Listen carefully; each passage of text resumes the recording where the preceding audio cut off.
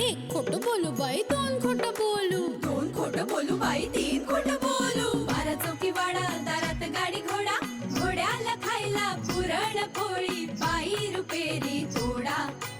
आडबाई आडोनी आडाचं पाणी काढोनी, कळशी भरते सोन्याची सून थोरा मोठ्याची.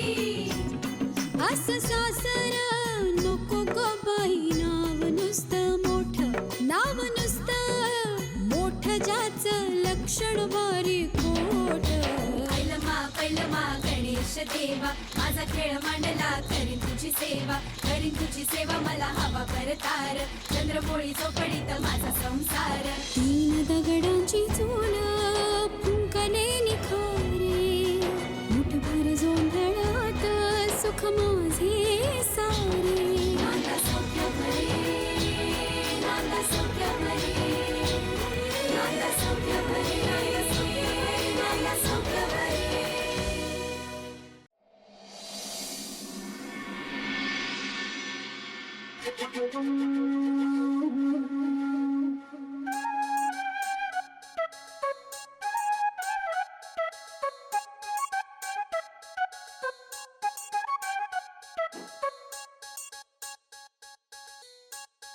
काय स्वानंदीला कळलं का तुझ्या पायाच्या नाटकाबद्दल? मग कळू दे ना. मी केलेल्या नाटकापेक्षा जास्ती मोठे नोटंकी तिच्या घरात सुरू झाले.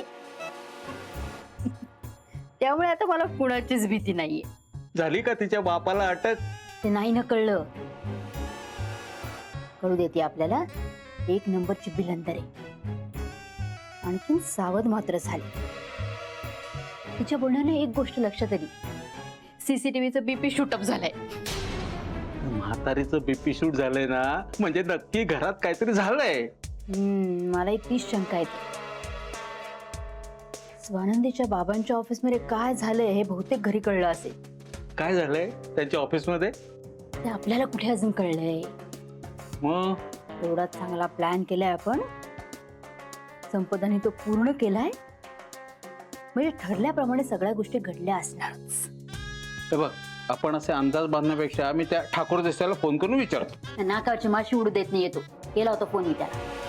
म्हणजे तो मला म्हणाला की सध्या मला फोन करू नका, माझा फोन टॅप होऊ शकतो. अगं बरोबर आहे त्याचं म्हणणं. हे बघ, त्याची फाईल त्या देशपांड्यांच्या हातात आहे. आणि त्यांना जर का अटक झाली ना, तर या ठाकूर देसाईवर नजर ठेवणारच ना अँटी करप्शन वाले. हेच म्हणाला. हा, म्हणजे आता तिथनं काही बातमी कळण्यासारखं नाही. नाही पण वसंतरावांना जर अटक झाली असती तर त्या लोकांनी सांगितलं नसतं का स्वानंदीला? कदाचित आत्ताच त्यांना कुणाला कळू द्यायचं नसेल, किंवा घरात कुणाला कळलं नसेल, म्हणजे मुली किंवा काका का कुणा. पण त्यांच्या घरात लपवाछपवी चालत नाही असं तूच म्हणाली होतीस ना. अटक झाली असेल तर नोकरी जाईल ना त्यांची. आणि ही बातमी सगळ्यांना बोलून सांगण्यासारखी आहे का? नाही नाही, नोकरी लगेच नाही जाणार, आधी चौकशी होईल. त्या काळात त्यांना निलंबित करतीलही किंवा कदाचित करणार पण नाही. मग प्रकरण किती गंभीर आहे त्याच्यावर अवलंबून असतं ते. पण चौकशी झाली आणि त्याच्यात आरोप सिद्ध झाला की वसंतराव सस्पेंड होतील बडतर्फ. देवा, असंच घडू दे रे, सगळं असंच घडू दे. मी तुम्हाला सांगते, आपल्याला हवंय ना तसंच घडत असणार. अजून कुणाला कळलेलं नसेल, पण कळू दे. सगळ्यांना लवकरात लवकर कळू दे. सगळ्यांना कळलं ना की अशी मज्जा येणार आहे ना, अशी गंमत येईल.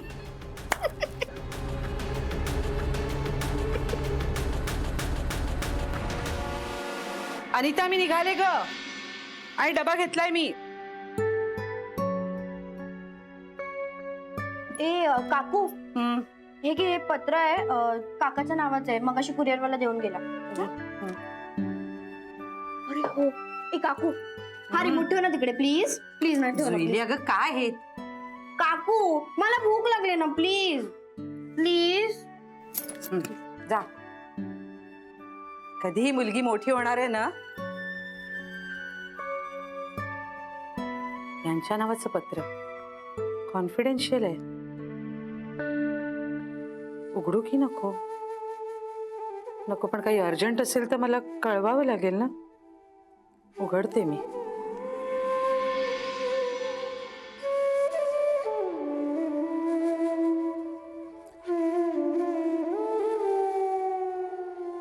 वसंत देशपांडे, आयुक्त, आयकर विभाग, मुंबई. तुम्हाला असे कळवण्यात येत आहे की लाचलुचपत प्रतिबंधक खात्याच्या शिफारसीवरून तुम्हाला लाच घेतल्याच्या आरोपावरून भारत सरकारच्या सेवेतून निलंबित करण्यात येत आहे. तुमच्या ताब्यात सापडलेल्या मुद्देमालाची चौकशी करण्यासाठी एका समितीची नियुक्ती करण्यात आली असून त्यांच्या चौकशीत तुमच्यावरचा दोष सिद्ध झाला तर तुम्हाला तात्काळ नोकरीतून बडतर्फ करण्यात येईल. ही चौकशी पूर्ण होईपर्यंत तुम्हाला आयकर भवन कार्यालय व विभाग इथे प्रवेश करण्यास मनाई करण्यात येत आहे.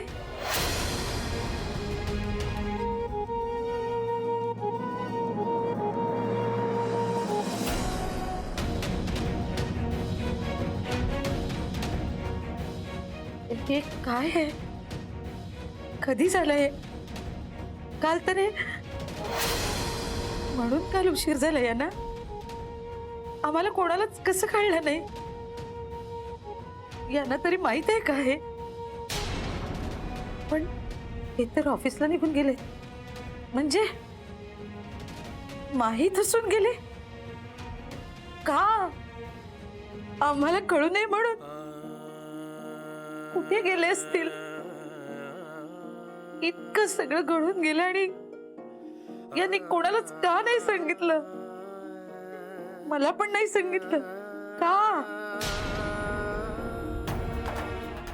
मी स्वतःला सावरू शकणार नाही असं वाटलं की मी त्यांना सांभाळू शकणार नाही असं वाटलं? मी कमी पडले असते का त्यांना समजून घेण्यात? नाही, मी घेतलं असतं समजून. आणि यांनाही हे माहिती आहे. मी त्यांना दोषी ठरवलं असतं असं वाटलं असेल का त्यांना? नाही, मला त्यांनी स्वतः जरी सांगितलं ना की मी लाच घेतलीये तरी माझा नाही विश्वास बसणार. इतकं मी ओळखते त्यांना. माझा नवरा कुठल्याही मोहात पडूच शकत नाही. मग मला दुःख होईल, त्रास होईल म्हणून माझ्यापासून लपवलं, म्हणून घरच्यांना नसेल सांगितलं असेल. हेच कारण असेल. अहो पण कळत कसं नाही हो तुम्हाला? तुमचं माझं नातं इतकं वेगळं आहे की तुम्हाला तहान लागली ना तर माझा कसा कोरडा होतो. म्हणूनच काल जेव्हा हे सगळं घडत होतं तेव्हा मला कसं तरी होत होतं. म्हणूनच आईला त्रास झाला.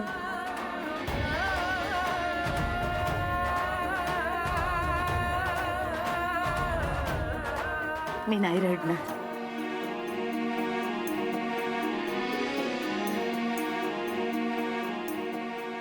मीच रडले तर यांना कोण धीर देणार? मला खंबीर झालं पाहिजे. त्यांना कळू न देता. मला कळू नये असं तुम्हाला वाटतंय ना? मग मी तुमच्या भावनेचा मान राखेन.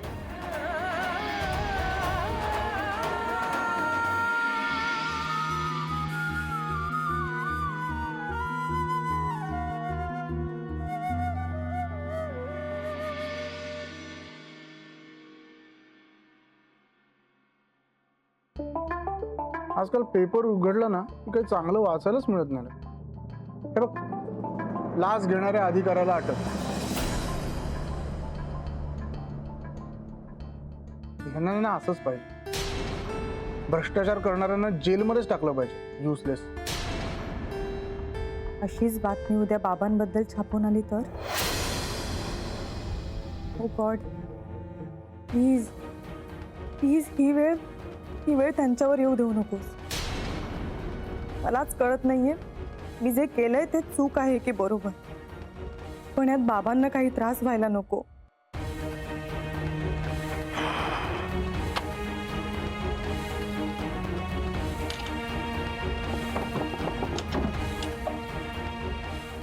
मी आंघोळीला जाऊन येतो.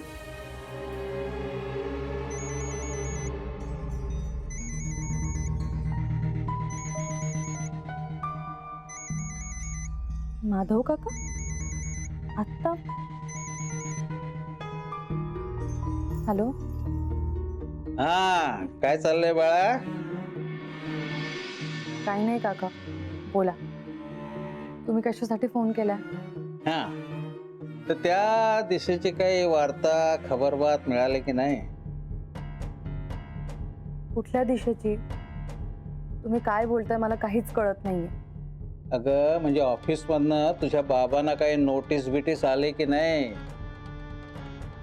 एवढ्या हुशारीने अडकवलंस तू त्यांना? काका प्लीज प्लीज सारखं सारखं हे बोलू नका, मला खूप टेन्शन येत आहे. ठीक आहे बाळा, तुला नको असेल तर नाही बोलणार तसं. बस आपलं काम तर झालंय, पण वाद पेटवल्यावर बॉम्ब पेटलाय की नाही हे कळायला नको का आपल्याला? जरा घरी फोन बिन करून माहिती काढ. मला फोन करायची गरज नाहीये. असं काही झालं तर मला फोन करतील घरचे. घर बसल्या कसं कळेल तुला बाळा? हा? तू एक काम कर, तू घरच्यांना जाऊन भेट, माहिती काढ. आता आपण एवढा मोठा प्लॅन आखला, तो यशस्वी झालाय की नाही हे कळायला नको का? ठीक आहे, जमलं तर जाईल. जमलं तर नाही, जमाव.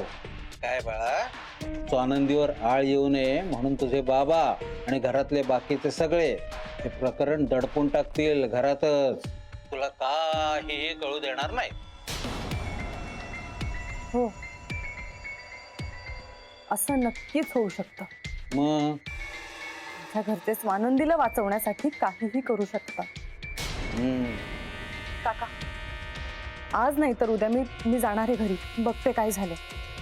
थँक्स, मला आठवण करून दिली. अगं माझं कामच आहे ते. महागुरु आहे ना मी तुझा. तुझी काळजी मी नाही करणार तर दुसरं कोण करणार?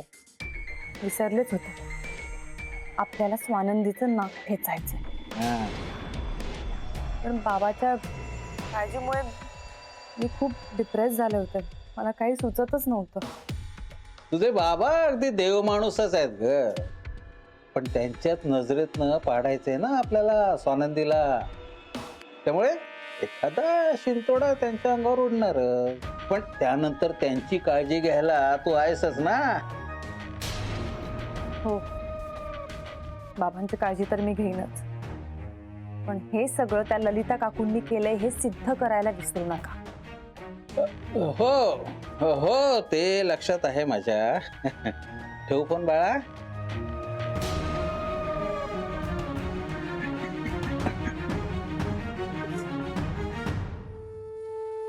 अहो डबा, हा, चावी आणि वॉलेट घेतलेत ना? हो घेतो. काय झालंय? हं? चिडलीस माझ्यावर? नाही, ते थोडं टेन्शन आहे. कसलं टेन्शन? काय झालं?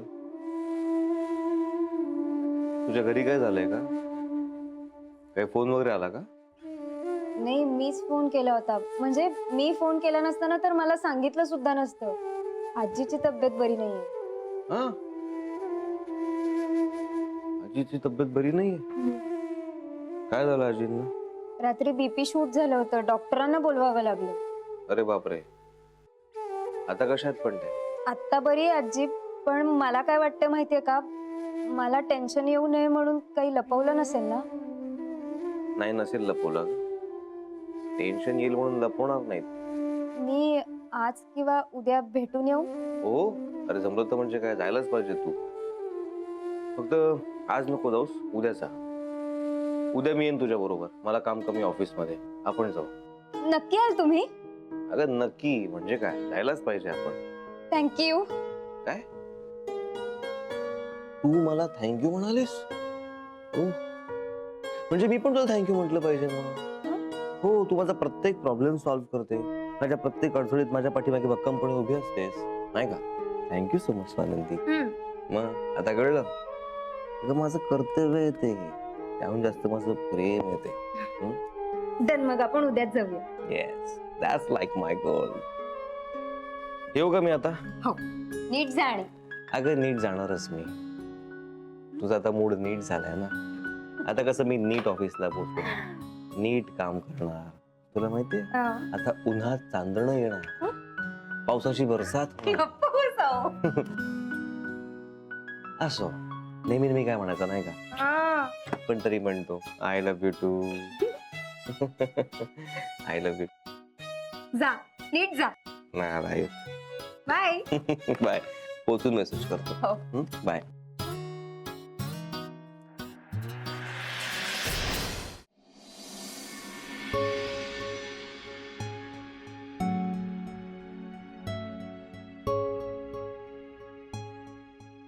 किती धीराचे आहेत.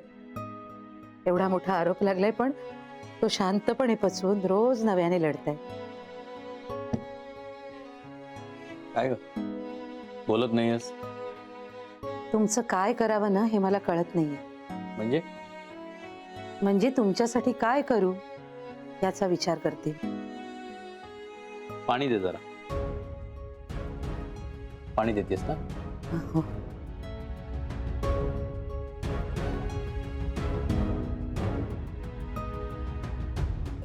घ्या.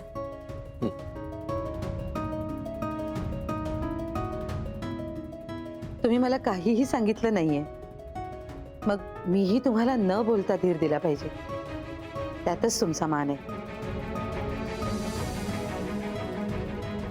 डबा? हा, संपवलंय सगळा. भाजी छान झाली.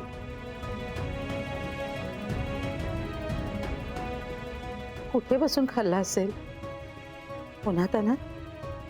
एखाद्या झाडाखाली की एखाद्या बागेत? काय ग लक्ष कुठे आहे आज? नाही, शाळेत ना आज प्रिन्सिपलशी जरा माझा वाद झाला. अहो, शाळेतल्या शिक्षकांवर कामाचा खूप ताण पडतो आणि तरीही खूप जबाबदाऱ्या लादल्या जातात आमच्यावर.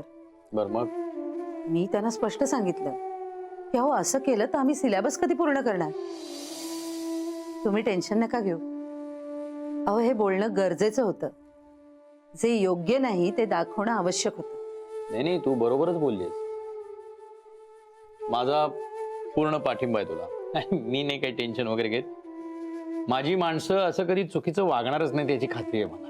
मलाही आहे खात्री. म्हणजे मला खूप बरं वाटलं. माझ्या कामाच्या ठिकाणी काही प्रॉब्लेम आला तर मी तो तुम्हाला सांगू शकते. मला पूर्ण विश्वास आहे की मला समजून घेणारं माझं हक्काचं माणूस माझ्या घरी आहे. ते आधी मला सांगेल की तू घाबरू नकोस, मी तुझ्या सोबत आहे, आणि मग मला विचारेल काय झालं, आणि मला पूर्ण समजून घेऊन मला पूर्ण पाठिंबा देईल. अशी नाती फार भाग्यवंतांनाच लाभतात. हा, हो, आपल्या माणसांचं मन राखणं खूप गरजेचं असतं. खरंय. हो, पण मन राखायचं म्हणजे काही सांगायचंच नाही असं नाही. हा, तुम्हाला पण तुमच्या कामाच्या ठिकाणी काही प्रॉब्लेम आला ना तर तुम्ही मला सांगा. मी नेहमीच तुमच्या बरोबर असेल. काय पटतंय ना? हे बघा, टेन्शन एकट्यानेच घेतलं ना तर त्याचा भार खूप होतो, आणि जर का तेच टेन्शन वाटून घेतलं तर ते टेन्शन सरेपर्यंतचा काळ चटकन सरतो. बरं, तुम्ही बसा. भूक लागली असेल ना? मी खायला घेऊन येते काहीतरी. हा,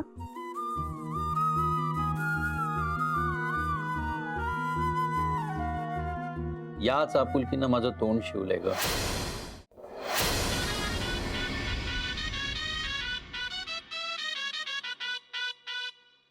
काय ग स्वानंदी, आजीची तब्येत बरी आहे ना ग आता? हो, बरी आहे ना. काय झालं ग, एकदम बीपी शूटअप झालं? काय नाही हो आई, काही पाहुणे ना अचानक येतात, मुक्काम ठोकून बसतात. त्यामुळे ना सगळ्या घराची घडी मोडते. त्या मोडलेल्या घडीचं टेन्शन घेतलंय आजीने. अरे रे, असं झालंय का? आजी सांगत होती की आईने सुद्धा टेन्शन घेतलंय. हो, हो, पण घराच्या मोडलेल्या घडीचं नाही, मोडलेल्या एफडीचं. तुमच्या सांगण्यावरूनच आईने एफडी मोडली ना. छे ग, मी कशाला सांगू एफडी मोडाला? आणि त्या लहान आहेत का? कोणीतरी सांगितलं मोडली एफडी? मुलीच्या सासूनेच सांगितल्यावर चांगल्या घरातली माणसांना फार विचार नाही करत, पटकन विश्वास ठेवतात.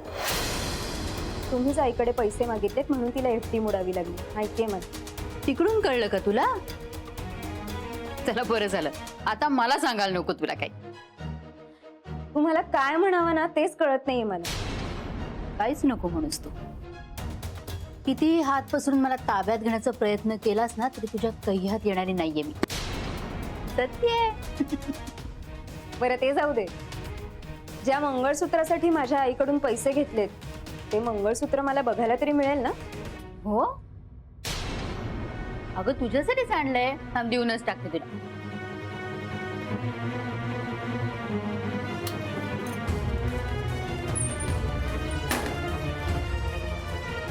घे.